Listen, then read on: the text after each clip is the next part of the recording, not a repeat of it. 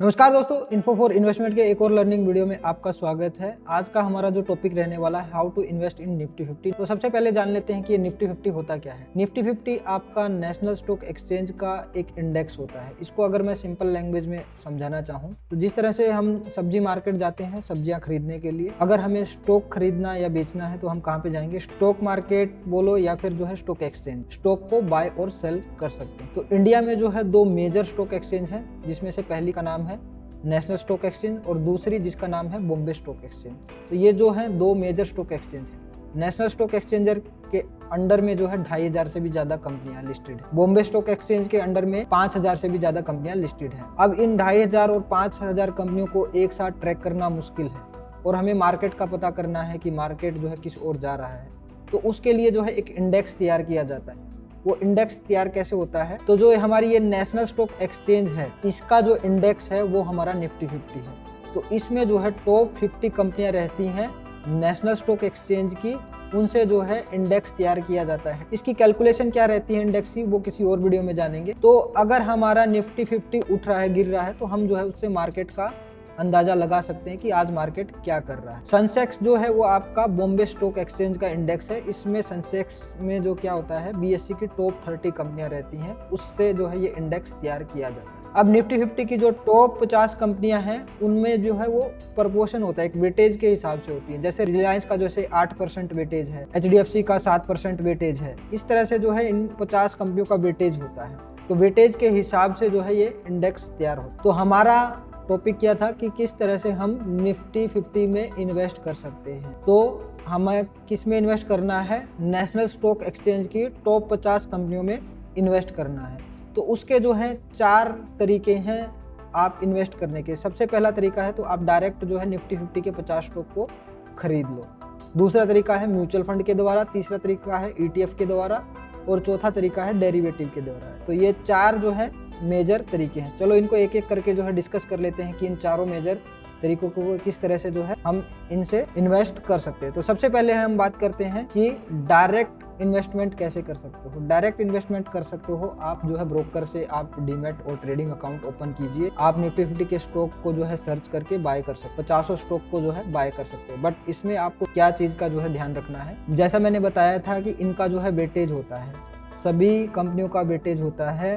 तो एग्जाम्पल के तौर पे ये वेटेज कितना होता है, आप गूगल पे सर्च करोगे आपको पता चल जाएगा कि रिलायंस का कितना वेटेज है। दो कंपनियों का अब हम वेटेज देख लेते हैं। जैसे मान लेते हैं रिलायंस का 8% वेटेज है, HDFC बैंक का 7% वेटेज है, इन्फोसिस का 3% वेटेज है। इस तरह से जो है इनका वेटेज रहता है। और अगर आपको 1 लाख रुपए इन्वेस्ट करने हैं तो आपको जो है 8000 के शेयर जो है रिलायंस खरीदने होंगे, 7000 के HDFC बैंक के, 3000 के जो है आपको इन्फोसिस के। इस तरह से जो है 50 कंपनियों के उनके वेटेज के हिसाब से जो है शेयर खरीदने होंगे, तभी जो है आपकी इन्वेस्टमेंट निफ्टी 50 के हिसाब से होगी और आपके रिटर्न जो है निफ्टी 50 के हिसाब से होंगे।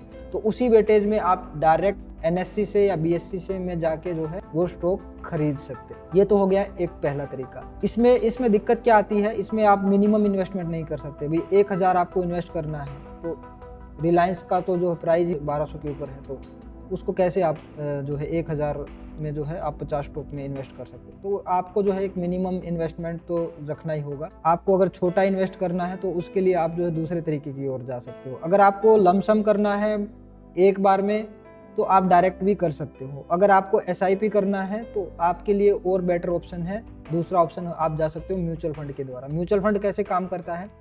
म्यूचुअल फंड इन्वेस्टरों का पैसा इकट्ठा करता है और फंड मैनेजर क्या करता है, उस पैसे को जो है स्टॉक बाय करता है। अब हम जो है निफ्टी 50 में इन्वेस्टमेंट की बात कर रहे हैं तो हम यहाँ पे इंडेक्स म्यूचुअल फंड की बात कर रहे हैं। तो ये पैसा हमारा किस सिक्योरिटी में लगेगा? निफ्टी की टॉप 50 कंपनियों में लगेगा। अब निफ्टी की जो टॉप 50 कंपनियों में म्यूचुअल फंड मैनेजर उसी प्रोपोर्शन में बाय करेगा। मतलब जो काम आप डायरेक्ट कर रहे थे वो काम जो है आपका म्यूचुअल फंड मैनेजर करेगा।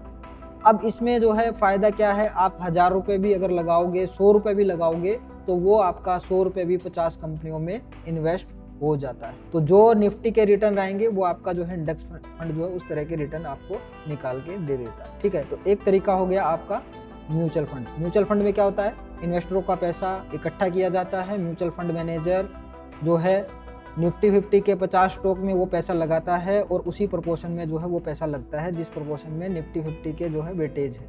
एक और तरीका है ETF के द्वारा। ETF भी जो है म्यूचुअल फंड के जैसा ही होता है, कुछ कुछ क्वालिटी उसमें जो है स्टॉक जैसी होती है, म्यूचुअल फंड की नहीं होती है। जैसे म्यूचुअल फंड में आप जो है लाइव मार्केट में जो है उसमें सेल नहीं कर सकते। ETF में क्या होता है, ETF जो प्रोवाइडर होता है वो भी जो है 50 कंपनियों के ही स्टॉक बाय करेगा, उसी प्रोपोर्शन में बाय करेगा और उनकी एक बास्केट बना देगा, छोटी छोटी यूनिट में उनको जो है डिवाइड कर देगा और इन्वेस्टर को दे देगा। तो ये जो है स्टॉक की तरह इसमें कुछ मिलता जुलता रहता है। स्टॉक की तरह कैसे मिलता जुलता है, स्टॉक की तरह आप इसको जो है लाइव मार्केट में बाय और सेल कर सकते हो। ठीक है, आप लिमिट ऑर्डर, मार्केट ऑर्डर, वो सब जो है प्राइस आप इसमें जो है लगा सकते हो, जो कि आप जो है म्यूचुअल फंड में नहीं कर सकते। तो मोटा मोटी जो है कुछ क्वालिटी इसकी जो है म्यूचुअल फंड से मिलती हैं, कुछ क्वालिटी इसकी स्टॉक से मिलती हैं। जैसे मैं एक मेजर ETF का नाम बताऊं तो निप्पॉन का है वो ETF फंड है, उसका नाम है निफ्टी बीज। तो निफ्टी बीज में आप जो है पैसा लगाओगे, 100 रुपये भी लगाओगे तो निफ्टी की टॉप 50 कंपनियों में आपका पैसा लग जाएगा और उसी प्रोपोर्शन में जो है वो पैसा लग जाता है। तो इसमें भी जो है आपकी 50 स्टॉक बाय करके ETF में, और वो जो है फंड क्या करता है, उसकी एक बास्केट बनाता है और वो बास्केट जो है आपको मिलती है। ठीक है, तो ये एक तरीका हो गया। और एक और तरीका है डेरिवेटिव के थ्रू। डेरिवेटिव मतलब फ्यूचर एंड ऑप्शन के थ्रू भी जो है आप निफ्टी 50 में इन्वेस्ट कर सकते हो। अगर मैं इसको, वैसे तो ये एक बहुत बड़ा टॉपिक है फ्यूचर एंड ऑप्शन, अगर मैं इसको आसान भाषा में समझाऊं, अगर आपको सोना खरीदना है, आप पैसे लेके गए, सुनार से सोना खरीद लिया, एक तरीका हो गया ये कैश मार्केट का। फ्यूचर मार्केट में क्या होगा, आप सुनार के पास गए और आपको जो है पैसे दे दिए और आपने बोला कि डिलीवरी जो मैं सोने की जो है 1 महीने बाद लूँगा।